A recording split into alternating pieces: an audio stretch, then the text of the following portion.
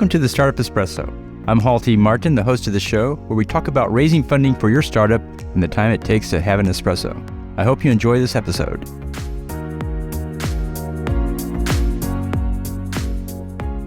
Hello, this is Hall T. Martin with the Startup Funding Espresso, your daily shot at startup funding and investing.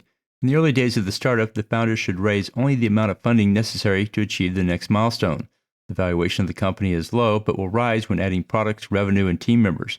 Raising too much early on will cause the founders to suffer dilution. Pursue the bigger funding in later rounds when the valuation of the company is higher. It's important to define very specifically what you're trying to achieve and know what this will cost.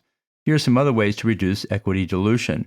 Keep the discount rates on convertible notes and safe notes to a minimum. Set up an option pool for employees, but keep it in bounds.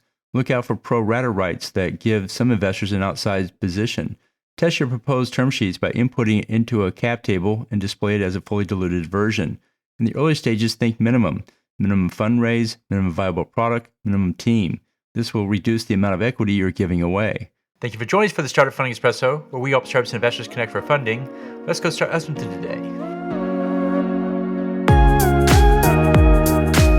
Hall T. Martin is the director of Investor Connect, which is a 501c3 nonprofit dedicated to the education of investors for early stage funding.